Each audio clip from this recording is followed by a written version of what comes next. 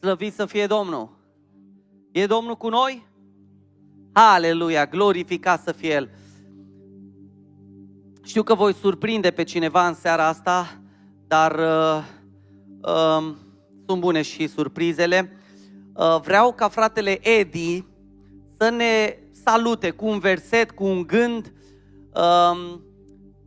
Are câteva minute la dispoziție să ne transmită un mesaj din partea Domnului, un salut, fiind prima dată în Biserica Profides și fiind un frate drag din biserica în care eu am copilărit și unde și fratele Edi s-a întors la Domnul. Fratele Edi este și cel care l-a scufundat în apa botezului pe fratele Marian Aliuță și pe sora Mari Aliuță. El este cel care a oficiat actul botezului, eu am predicat la acea slujbă, el i-a scufundat pe cei doi, era apa cam rece și nu mă glumesc. El este și fratele cu mărturia aceea despre care v-am spus, care a avut un cuvânt din partea Domnului pentru Marian Aliuță și tot ce Duhul Domnului a vorbit prin fratele Edi s-a adeverit în viața lui și v-am povestit într-o zi, nu mai știu, vineri, mărturia lor și iată-l pe fratele Edi, în mijlocul nostru. Dumnezeu să-l binecuvinteze. Îl invit aici în încurajările dumneavoastră să ne încurajeze printr-un gând, după care urmează mesajul despre mijlocire.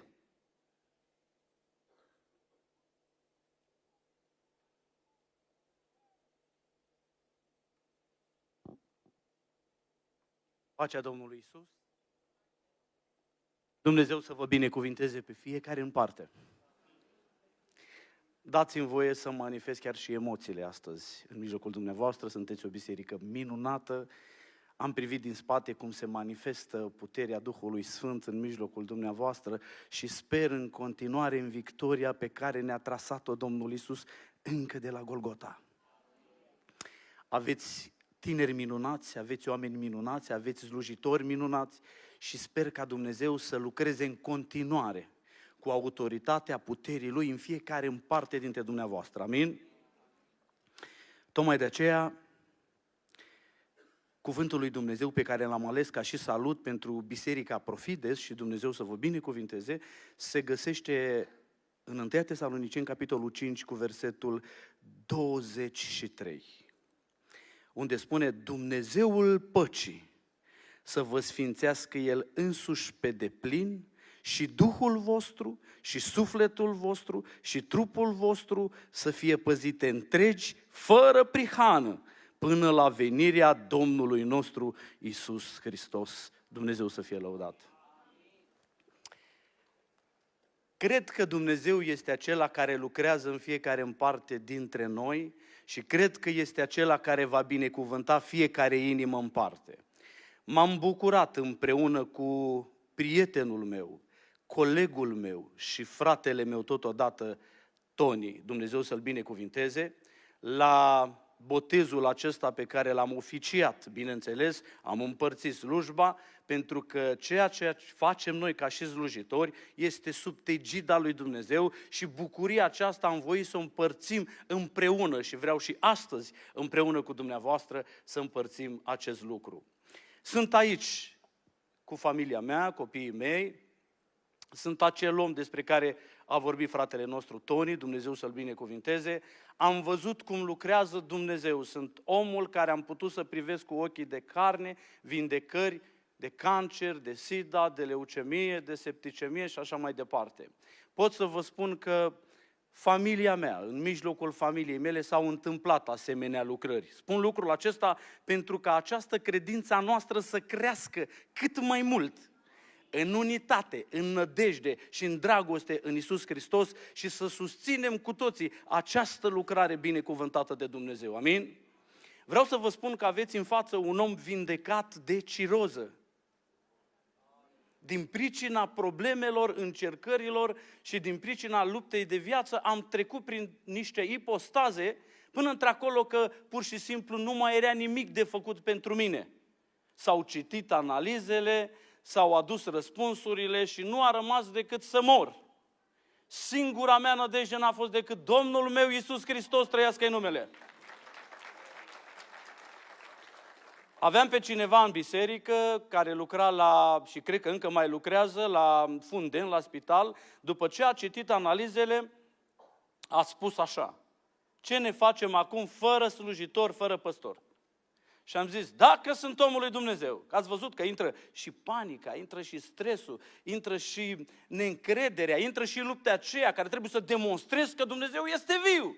Și dacă nu ești transparent cu tine însuți și cu cei din prejur, Domnul nu poate lucra. Și am spus așa, dacă sunt omul lui, el se va îndura de mine. Am ajuns la spital, pentru că trebuia să-mi facă analize la ficat, marcării la gelul la ficat, să vadă dacă sunt infectați. Și la un moment dat, când a ieșit de acolo, doi tineri minunați coborau de sus de la spital și strigau, de ce, Doamne? De ce, Doamne? Și mi-am dat seama că acei tineri sunt bolnavi de SIDA, nu mai era nimic de făcut pentru ei. Și am spus, de ce mi se întâmplă chiar acum când eu trebuie să demonstrez că Dumnezeu este viu și că El lucrează? De ce mi se întâmplă? Și deodată glasul lui Dumnezeu mi-a spus, întărește-te. Cunoașteți glasul acesta? Nu ți-am spus eu să te întărești? Aveam menirea acele glasuri care strigau în disperare să-mi scadă mie credința, să nu pot să demonstrez că există un Dumnezeu care vindecă. Și în momentul în care credința ta a căzut, există cineva care spune, nu te teme, te iau de mână, te întăresc. Așa mi s-a întâmplat mie. Cum a ieșit surioara respectivă din laboratorul respectiv, venea spre mine, acei 20 de metri mi s-au părut parcă 1 kilometru. Nu avea nicio expresie pe față. De la distanță să-mi dea de înțeles, n-am ce să-ți fac sau este bine. Nu, piatră fața ei. Când a ajuns în fața mea, a spus așa, nu ai nimic. Dumnezeu a lucrat așa cum ai spus. Pentru că s-a uitat și a văzut testele care mi-au ieșit, analizele care mi-au ieșit și s-au speriat cu toții. De ce vă spun lucrul acesta? Am un Dumnezeu care știu că lucrează la fiecare în parte. Avem un Dumnezeu care știe cum să lucreze cu fiecare om în parte. Și chemarea Lui e specială astăzi. Pentru fiecare în parte, într-o vreme în care cu toată inima trebuie să ne întoarcem către Dumnezeu și să savurăm bunătatea lui Dumnezeu într-o luptă în care trebuie să fim îmbrăcat în pacea lui Dumnezeu. De aceea am onoarea să vorbesc aici și vă mulțumesc din suflet pentru că sunteți oameni minunați și ați ascultat această mărturie. Nu vreau să uităm bucuria la care am participat, cel puțin eu și fratele meu Toni, Dumnezeu să-l binecuvinteze și în slujire și în trăire și mai departe cu toată biruința la această familie minunată Aliuță, Dumnezeu să-i binecuvinteze și să-i țină în continuare pe cale. Cu o altă ocazie, probabil voi avea ocazia să mă desfășor mai mult, dar până atunci, pacea lui Dumnezeu, care întrece orice pricepere, să vă însuflețească pe deplin trupul, Duhul și sufletul. Fiți binecuvântați de Dumnezeu. Amin.